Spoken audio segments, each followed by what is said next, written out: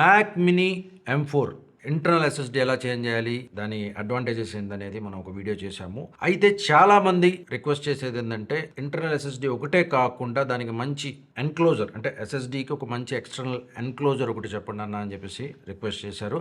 అలాగే మనకు తెలుసు మ్యాక్ మినీలో మనకు కొన్ని అంటే వర్క్ ఫ్లోకి కొన్ని ప్రాబ్లమ్స్ ఉన్నాయి. ఏంది దాంట్లో ఆ లిమిటేషన్స్, టైప్ ఏ పోర్ట్ ఉండదు, మన ఎస్ఎస్డి కార్డ్ కానీ ఆ రీడర్ ఇదంతా కూడా ఉండదు. సో ఈ రెండు ప్రాబ్లమ్ను సాల్వ్ చేస్తూ ఇప్పుడు ఈ వీడియో మీ ముందుకు తీసుకొస్తున్నారు. మరి ఇంకెందుకు లేటు, లెట్ us start.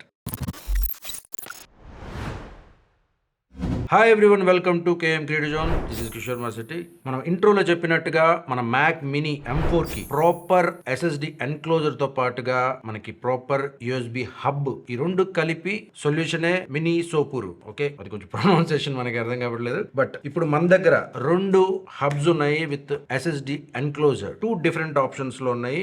మీ టేస్ట్ కి తగ్గట్టుగా ఏది డిసైడ్ చేసుకోవాలో వీడియో అయిపోయేసరికి మీరు డిసైడ్ అవుతారు. ఫస్ట్ యూనిట్ వచ్చేసరికి చాలా మందికి ఏంటంటే నాకు ఆ లుక్ అండ్ ఫీల్ పోకూడదు, సింపుల్ గా ఉండాలి, అన్ని ఫీచర్స్ ఉండాలి అనుకునే వాళ్ళ కోసం ఇప్పుడు మ్యాక్ మినీ ప్రో. సో ఈ కంపెనీ నుండి మనకి సింపుల్ గా ఫస్ట్ ఇది అన్బాక్స్ చేద్దాము.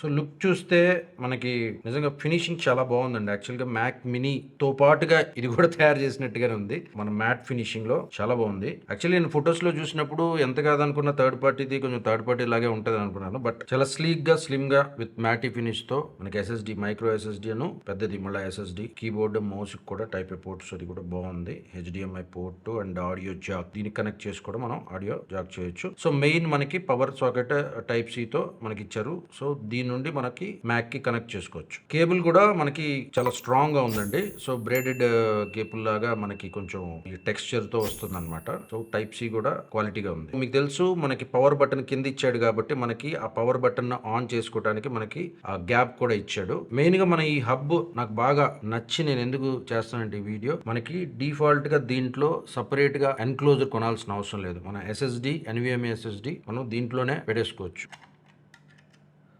సో మనకి దీని మీద కూడా మనకి ఇన్స్ట్రక్షన్స్ కూడా ఇచ్చాడు, మీరు ఒకసారి అది ఫాలో ఉండేలాగా ఇన్స్టాల్ చేయాలని. ఎక్స్టర్నల్ ఎస్ఎస్డిలో మనకి సామ్సంగ్ T7, క్రూషియల్ 9 ఇలాగా కొన్ని ఆల్రెడీ అది మొత్తం ఎన్క్లోజ్ అయిపోయి మనకి వస్తాయి. అదొక టైప్ ఆఫ్ ఎస్ఎస్డి. ఇది వచ్చేసరికి ఏంటంటే మనకి ఎన్క్లోజర్ పెట్టుకొని మనకి వస్తుంది. ఎన్క్లోజర్ మళ్ళీ సపరేట్ కొనుక్కోవాలి, మనము ఎస్ఎస్డి సపరేట్ కొనుక్కోవాలి. ఆ స్టైల్లో అది కొంచెం ఏంటంటే మనము సామ్సంగ్ T7 వీటితో పోలిస్తే ప్రైజ్లు కొంచెం తక్కువ ఉంటుంది. మనకి ఎన్క్లోజర్ విడిగా తీసుకుంటున్నాం, ఈ రెండు తీసి మనం జాయిన్ చేస్తున్నాం. సో దీంట్లో కూడా మనకి ఈ పోర్ట్స్ అన్ని ఇస్తూ మనకి ఎస్ఎస్డి కూడా మనకి ఎన్క్లోజర్ కూడా కలిపి ఉందన్నమాట. చాలా మంచి అడ్వాంటేజ్, 2-in-1 పర్పస్ అనమాట ఇది. సో దీంట్లో మీకు ఎన్క్లోజర్ లో కూడా దీనికి సెట్ అయ్యే నంబర్స్ ఉంటాయి, నేను అది స్క్రీన్ మీద వేస్తాను. సో అవి చూసుకొని మనం కొనుక్కోవాలి. మనకి ప్రాపర్ గా ఏది పడితే అది మనం తీసేసుకోకూడదు. సో దీనికి సెట్ అయ్యే నంబర్, ప్రాపర్ నంబర్ ఉన్న NVMe SSDs, అది కూడా కొంచెం మంచి బ్రాండ్స్ తీసుకోండి. క్రూషియల్ గానీ, సామ్సంగ్ ఇలాగ కొన్ని బ్రాండ్స్ ఉన్నాయి. వాటిల్లో నేను అవి కూడా డిస్క్రిప్షన్ లో కొంచెం సెలెక్ట్ చేసి మంచి బ్రాండ్స్ కూడా ఇస్తాను, అవి కూడా మీరు ఒకసారి చెక్ చేయండి. అట్లా మీరు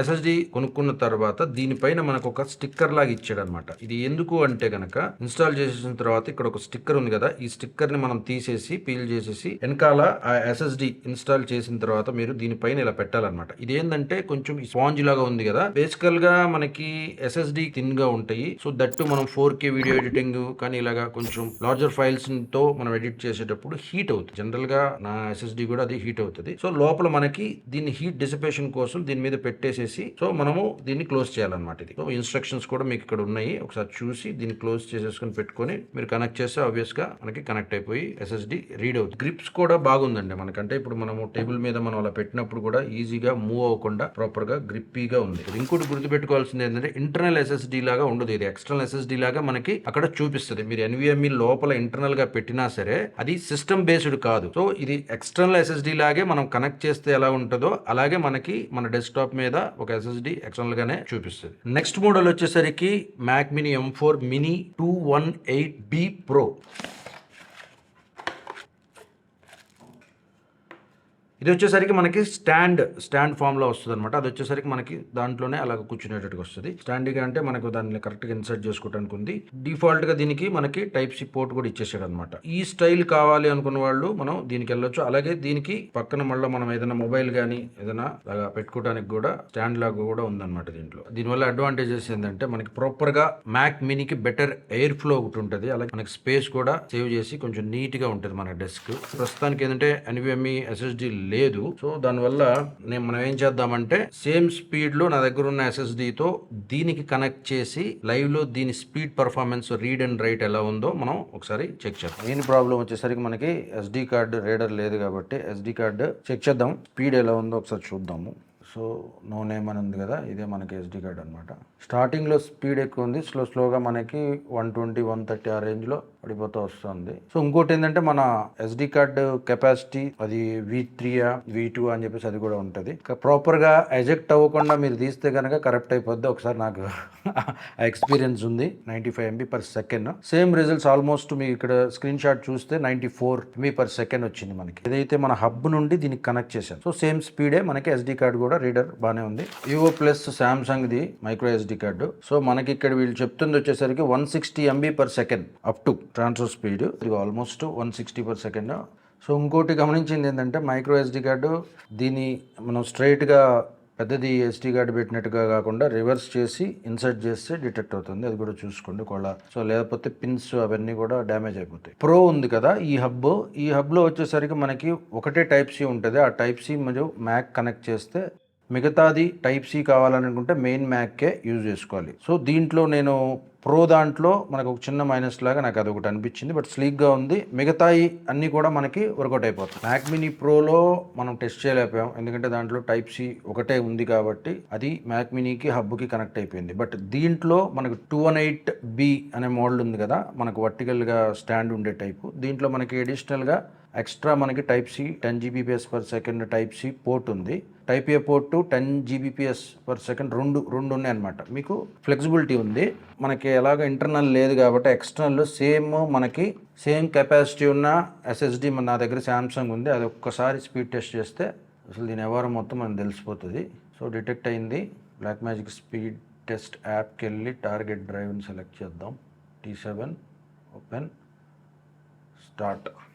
1000 Mbps స్పీడ్ మనకి వాడు చూపిస్తూ ఉన్నాడు అఫీషియల్గా. సో ప్రాక్టికల్గా వచ్చేసరికి మనకి రియల్ టైంలో స్పీడ్ వచ్చేసరికి 840 వచ్చింది రైట్ స్పీడ్. రీడ్ స్పీడ్ కూడా ఆల్మోస్ట్ మనకి 600 చేంజ్ వస్తుంది, అంటే ఫ్లక్చుయేట్ అవుతుంది 650 అలాగా. సో యావరేజ్గా మీరు అలా చూసుకోవచ్చు, ఎందుకంటే కొంచెం డిప్రిషియేషన్ ఉంటుంది మనకి. As it is speed levels రావు. ఇంకోటి లోపల ఉండే డేటాని బట్టి కూడా ఉంటుంది. హెవీ డేటా ఉన్నా కూడా కొంతవరకు మనకి పర్ఫార్మెన్స్ వీక్ అవుతుంది. సో ఓవరాల్గా ఏంటంటే ప్రాపర్గానే వస్తుంది మనకి, ఇది వర్క్ చేస్తుంది. Speed levels as it is మనకి ఎన్విఎంఈ చూపించే స్పీడ్ లెవెల్స్ వస్తుంది అనమాట. ఓ 400 రూపీస్ ఏదో వేరియేషన్ ఉంది. బట్ లుక్ అండ్ ఫీల్ మీకు ఫ్లాట్గా సింపుల్గా కావాలనుకుంటే అది ప్లాన్ చేసుకోవచ్చు.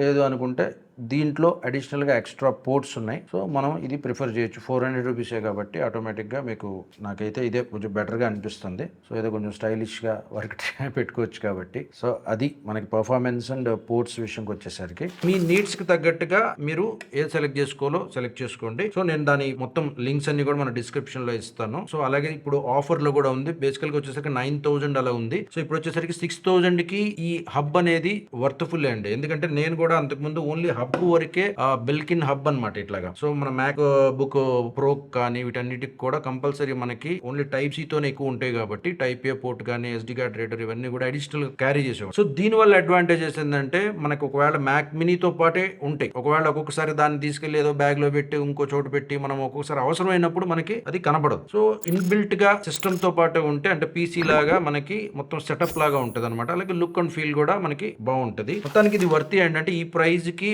కొంచెం స్టైలిష్ గా అలాగే మన నీడ్స్ అన్ని కూడా ఫుల్ఫిల్ అవుతున్నాయి కాబట్టి సో కంపల్సరీ తీసుకోవచ్చు. అవసరం కూడా మనకి, ఎందుకంటే SD కార్డ్ రీడర్ ఇవన్నీ కూడా ఉండవు కాబట్టి దాంట్లో ఎడిటర్స్ కానీ వీళ్ళందరూ కూడా కంటెంట్ క్రియేటర్స్ వీళ్ళందరూ కూడా మస్ట్ హ్యావ్ యాక్సెసరీ ఇది. సో మీరు ఒకసారి చెక్ చేసుకొని మీకు నచ్చితే ఈ లింక్స్ త్రూ తీసుకోండి. మన ఛానల్ కూడా కొంచెం హెల్ప్ అవుతుంది. మరిన్ని యూస్ఫుల్ అండ్ మంచి వీడియోస్ కోసం మన ఛానల్ సబ్స్క్రైబ్ చేయండి. ఈ వీడియో మీకు నిజంగా యూస్ఫుల్ అయితే కంపల్సరీ లైక్ చేసి షేర్ చేయండి మీ ఫ్రెండ్స్కి ఏమైనా అవసరం అయితే.